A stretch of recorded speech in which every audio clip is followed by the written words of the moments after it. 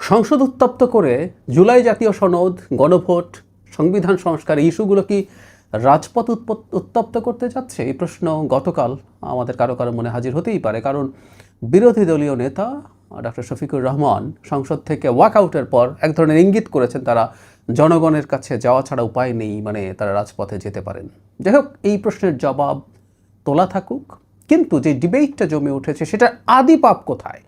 এই সংকটটা কেন হয়েছে? এই সংকটটা কিন্তু ইম্পেন্ডিং ছিল। আমি বা আরও কেউ আমি খুব সিরিয়াসলি পূর্বাভাস করছিলাম যে একটা সংকট তৈরি হবেই নির্বাচনের পর এই সনদ এবং এই গণভোটের রায় বাস্তবায়ন নিয়ে। আরেকটা প্রশ্ন এসে হাজির হয়েছে, সেটা হলো বিএনপি হাঁ ভোট দেওয়ার কথা বলেও এখন গণভোটকে ঠিকঠাক মতো ফলো করছে না, অর্থাৎ বিএনপি প্রতারণা করেছিল জনগণের সাথে। এই প্রশ্নটার জবাব দেওয়াও খুবই জরুরি বলে আমি মনে করি। এটা সত্য, বিএনপি এবং বিএনপির প্রধান জনাব তারেক রহমান নির্বাচনের ক্যাম্পেইনের সময় হাঁ ভোট দেওয়ার আহ্বান জানিয়েছিলেন, এবং সেই আহ্বান জানানোর মাধ্যমে এই ভোট যখন হাঁ হলো, বিএনপির অনেক মানুষ ভোট দিয়েছেন এখানে, তাতে এখন তারা যে অবস্থান নিচ্ছে, বিএনপি যে অবস্থান দেখা যাচ্ছে, সেটা প্রতারণাপূর্ণ কিনা অ্যাপারেন্টলি কেউ বলতে পারেন, কিন্তু আমি দাবি করি এটাও ভুল দাবি, মিথ্যা দাবি। তার আগে এই যে সংকটটা কেন হবেই মনে করছিলাম, বহুবার এই কথাটা বলেছি এবং আমি স্বরাষ্ট্রমন্ত্রীকেও দেখলাম তিনি সংসদে এটা বলেছেন, এটা প্রতারণাপূর্ণ ব্যাপার ছিল।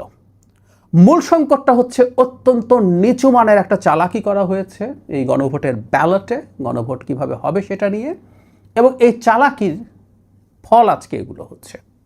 এই সংকটটা হবার কোনো কারণই ছিল না।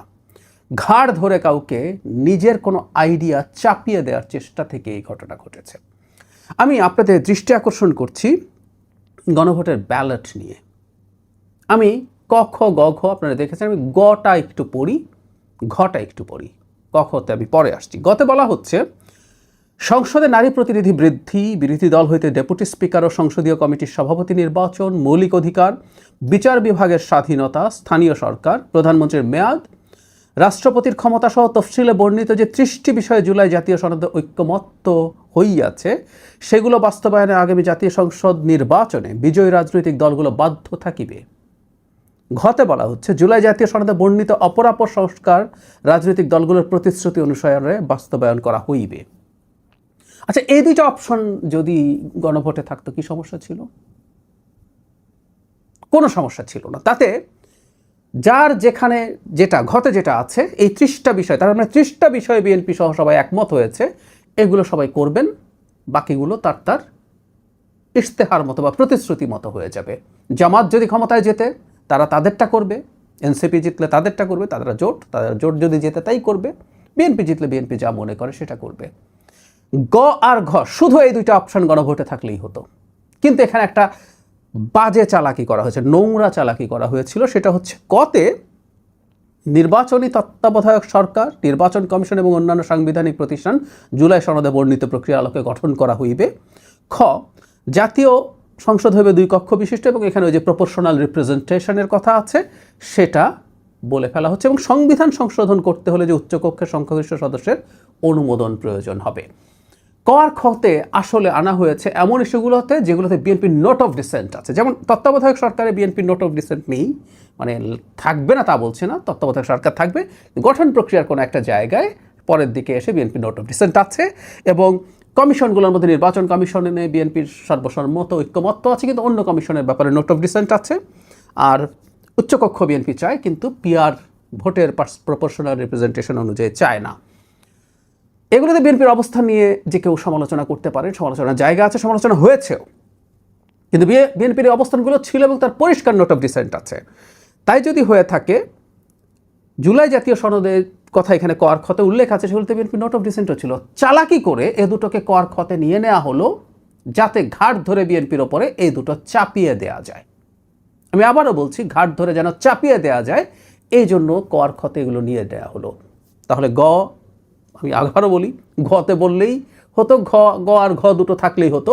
30টা বিষয় ঐক্যমত্য হয়েছে, সেটা করবেই সবাই, যেই আসুক না কেন। ঘতে যেটা আছে বাকিগুলো তার ইচ্ছে মতো করবে। বিএনপি আসার পর আপার হাউস সে করবে, সেটার সিট যেভাবে করতে চায়, সিটের প্রপোর্শনে সেটা অনুযায়ী করবে। তখনও সমালোচনা হোক, এবং পরবর্তী নির্বাচনে বিরোধী দল সেটাকে ক্যাম্পেইন করুক, সেই প্রতিশ্রুতি দিক যে তারা পিআর করবে তারা যদি নির্বাচনে সেই রকম সংখ্যাগরিষ্ঠতা পায়। এই চালাকিটা বাজে নোংরামি হয়েছে, এটা প্রতারণা হয়েছে। এই প্রতারণাটাই আসলে আদি পাপ এই সংকট হওয়ার পেছনে। ঐক্যমত্য কমিশন পুরোটা মিলে সরকার সহ এই আদি পাপটা করেছে বর্তমানে যারা বিরোধী দল আছেন তাদের যোগসাজশে। কেউ কেউ বলবেন ওখানে অত দল মেনেছে, সব মেনে নিয়েছে, বিএনপি একটা দল না মানলে কি আসে যায়? মানে একটা দলের ওজন পাল্লায় তুললে আর বাকি দলগুলোর ওজন পাল্লায় তুললে তো দেখাই যাচ্ছে আসলে কি দাঁড়ায়। আমি বহুবার বলেছি আমরা আগে গণভোট নিয়েছি, অথচ এটা হবার কথা ছিল না। আগে এটা পার্লামেন্টে আলোচনা হবে, হয়ে গণভোটে যাওয়ার কথা ছিল। সো এই নির্বাচনের পর পার্লামেন্টে যদি আলোচনা হতো, আপার হাউসের পিআর কি পার্লামেন্টে পাস হতো না। সো জনগণের কাছে আপার হাউস যেত সিটের প্রপোর্শন অনুযায়ী, সেটার গণভোট হওয়ার কথা ছিল।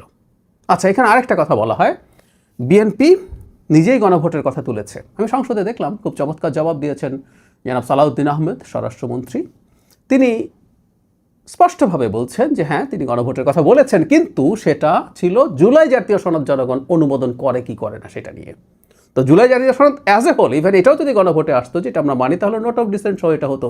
বিএনপির রিপিটেডলি বলেছিল, এই ডিবেটগুলো দিনের পর দিন মাসের পর মাস আমরা টিভি টকশোতে করেছি। বিএনপি রিপিটেডলি বলেছিল সে নোট অফ ডিসেন্ট সহ জুলাই সনদ মানছে। তার মানে হচ্ছে যেখানে যেখানে তার দ্বিমত আছে সে ক্ষমতায় আসলে সেগুলো সে করবে না। তার এই করা না করা নিয়ে অন্য ডিবেট হতে পারে, নির্বাচনী মাঠের রাজনীতি হতে পারে, অনেক সময় কনস্টিটিউশন অ্যামেন্ডমেন্ট নির্বাচনী ইস্যু হতে পারে। আমি প্রায় উদাহরণ দিতাম আর্টিকেল 370, যেটা কাশ্মীরকে আলাদা মর্যাদা দিয়েছিল। বিজেপি একটা ইলেকশনের আগে সেটাকে তার ক্যাম্পেইনের পার্ট করেছে যে আমরা যদি ওই রকম সংখ্যাগরিষ্ঠতা পাই আমরা এটা রিপিল করবো, বাতিল করে ফেলবো।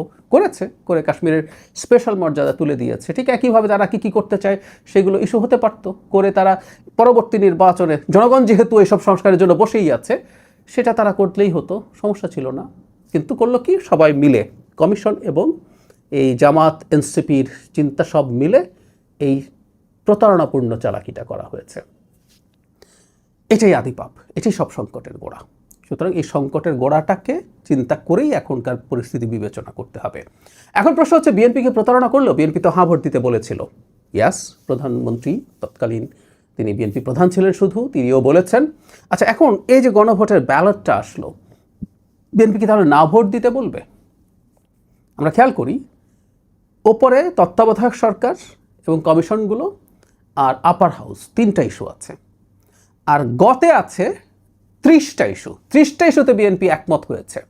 তো বিএনপি না বলা মানে হচ্ছে বিএনপি ওই 30টাও ডিনাউন্স করছে। এটা কি হওয়া উচিত?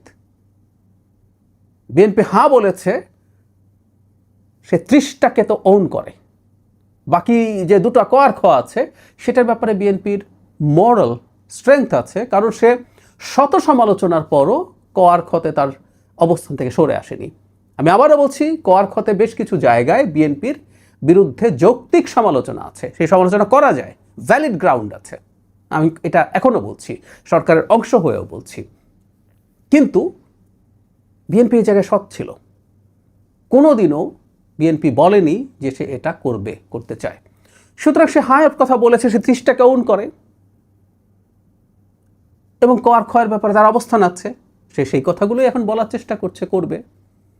আর এটার লিগ্যাল এবং কনস্টিটিউশনাল ডিবেট তো আপনারা অনেকে দেখেছেন, যে আদেশ হয়েছে সেটা নিয়ে প্রশ্ন আছে, গণভোট হয়ে গেছে, সেই গণভোটের নিয়ে, সেই অধ্যাদেশ নিয়ে আলাপ আছে, সব কিছু নিয়ে আলাপ হচ্ছে, সেটা চলুক। আমি ব্যক্তিগতভাবে মনে করি যা হয়েছে, পরিস্থিতি যা আছে, আমি বহুবার আগেও বলেছি যে এই দুটো ইস্যু সরিয়েও যদি রাখি, আমরা আসলে অনেকগুলো গুরুত্বপূর্ণ ইস্যুতে একমত হতে পেরেছি। সেই জিনিসগুলো অন্তত ইমপ্লিমেন্টেড হওয়া দরকার। সেগুলো ইমপ্লিমেন্টেড যদি হয় ঠিকঠাক মতো, আমরা অনেকটা এগিয়ে যাব। আর কিছু যদি নাই হয়, সেটা ভালো এক অর্থে। বিরোধীরা ইস্যু পাবেন, তারা সেটা নিয়ে রাজনীতি করুন।